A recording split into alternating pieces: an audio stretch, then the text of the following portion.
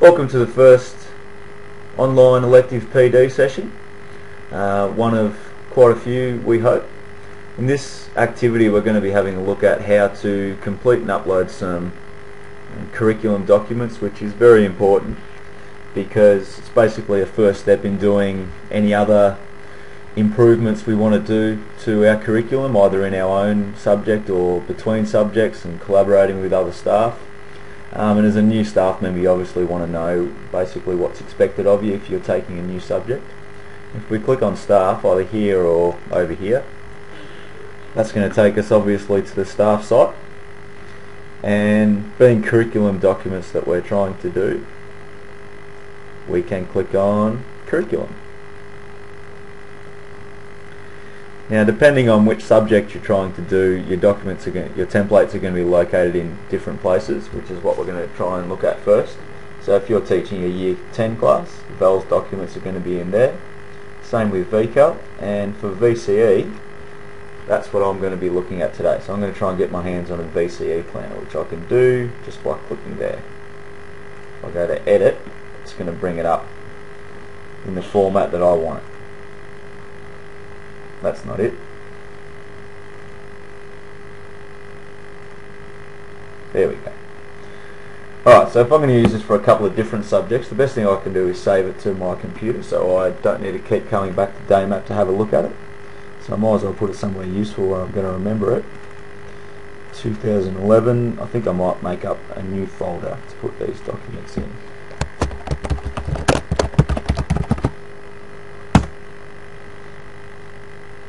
The grammar's not great, but it should do the job. You can save him in there. Okay, and you'll notice when you have a look at this document that there is a few key areas that we need to be putting some information in. Area of study is whatever we're working on at the time. Your key knowledge and skills out of the study design that are getting addressed.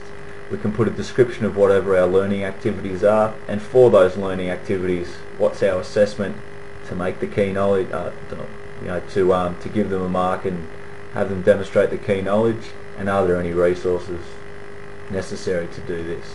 The other thing you'll notice is design into week. That's very arbitrary. It doesn't need to be in weeks, it's just a way of setting it out.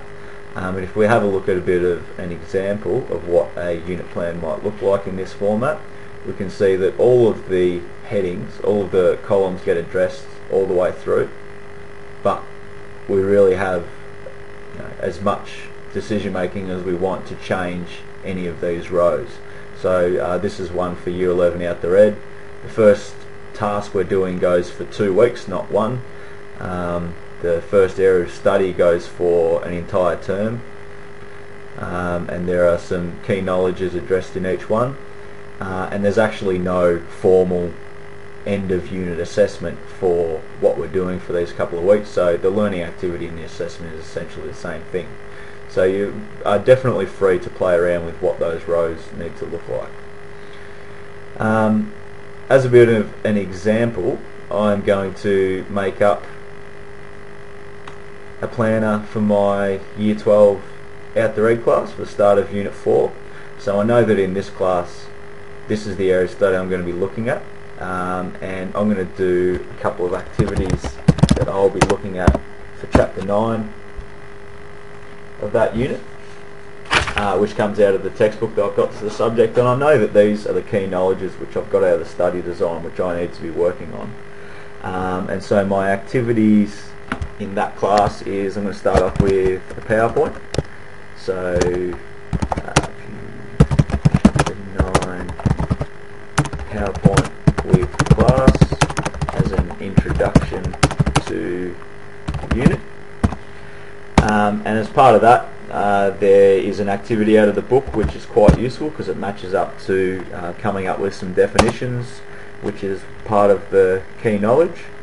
So I'm going to put the students are going to do 9.3 out of the text, and then the rest of it will be the Chapter 9 case study, which we're doing with the class.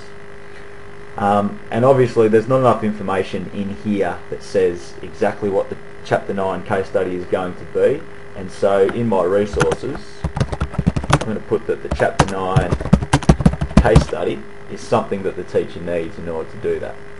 And that's a document that exists somewhere else, and it's a resource to make this happen. And I also know that at the end of this chapter and the next chapter that we will do a SAC. Let's call in SAC number 1, which is going to be a data analysis task, and it's going to be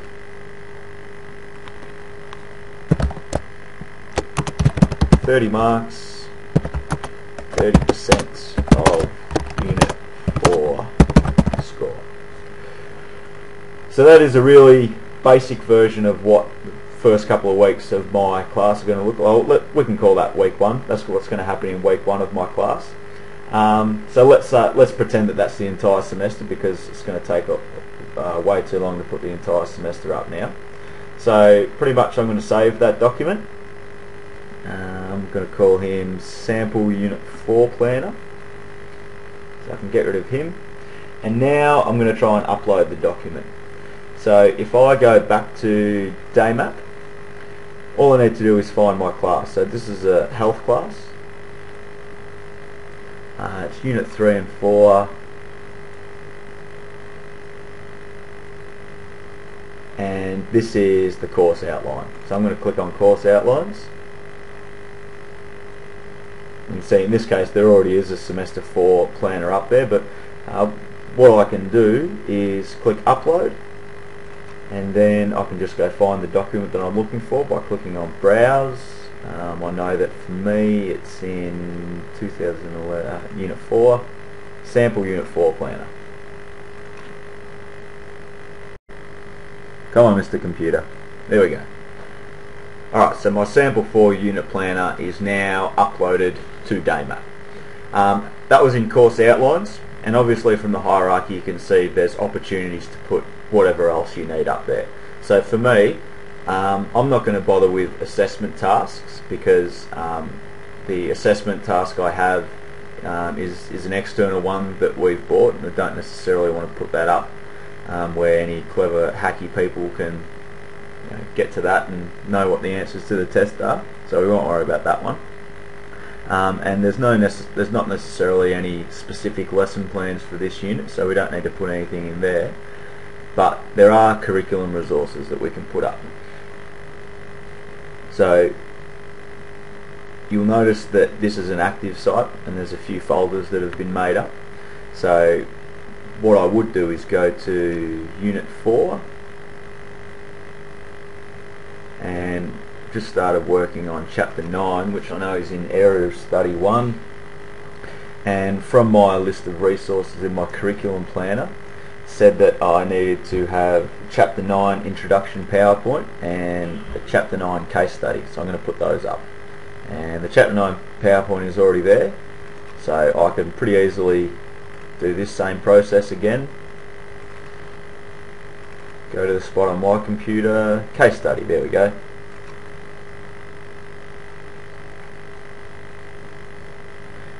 Now that's uploaded, so not only do I have the outline there, but if another teacher needed to know what to do, they could read through the outline, realise that there was some other resources that they need, and next door is where I can find those resources.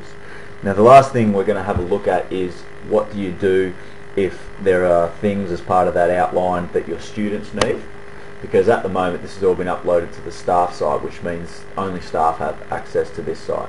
So if I go back to the Senior Campus homepage, you won't have to worry about this. This is just because I'm doing it from home.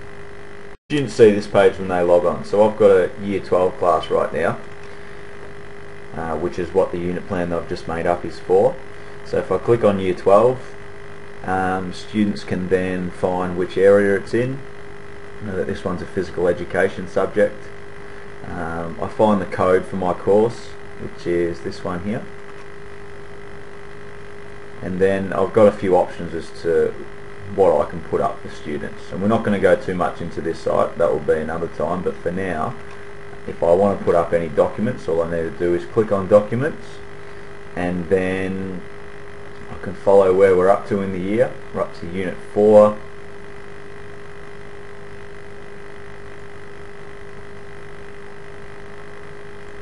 know that we're in area of study 1, but just to demonstrate what happens, all these folders are there because the classroom teacher is able to make those. So if I decided that there was a folder which would help direct students to where they needed to go, I could just click on new folder. Did that work? I think I missed it. Yeah, new folder.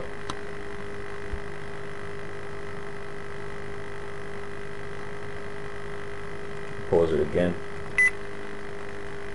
So I can call that folder whatever I want. Click OK.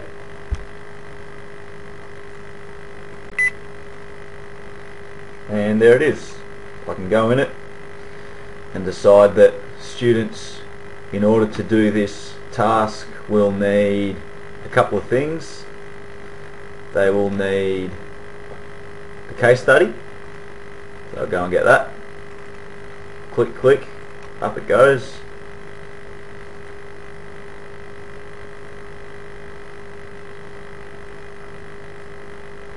And they will also need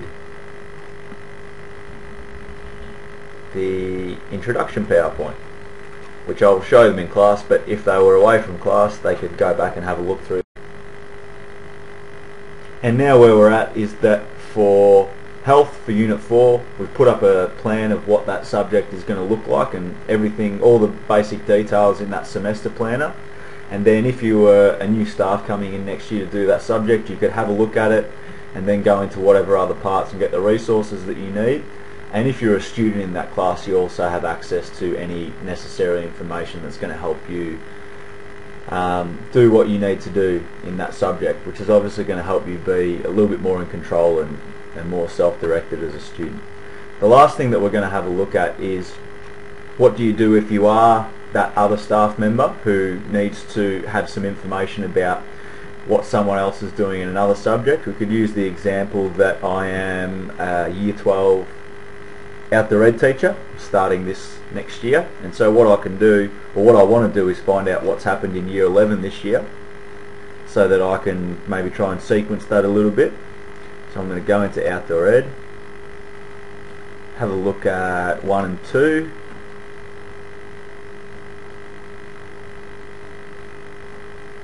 and if this teacher's reasonably on the ball, he would have gone to course outlines and put up some documents for us. So let's have a look. There is a semester plan there, so that's useful.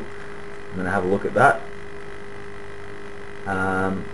So once I'm having a look at this document, I know everything that that teacher's been doing pretty much.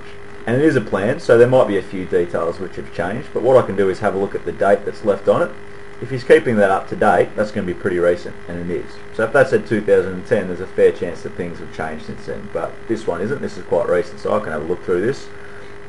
Okay, what type of things has he been doing in term 3? I've gone on a ski camp, that's pretty good. This is interesting.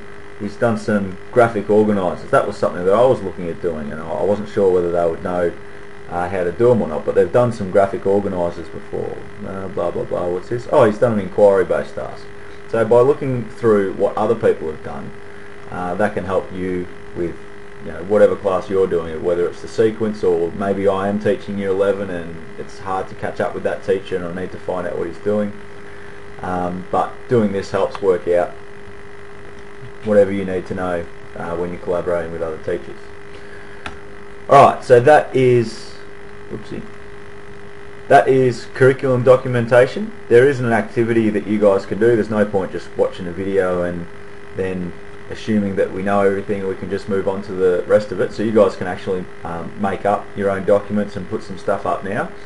On the 21st Century Educators blog, where you got this link to this video from, there is some instructions as to what you can do. And if you keep this tutorial video open, you can just pause it, fast forward, pick a spot, whatever you need to do, and use it as the help and instructions you need to get your own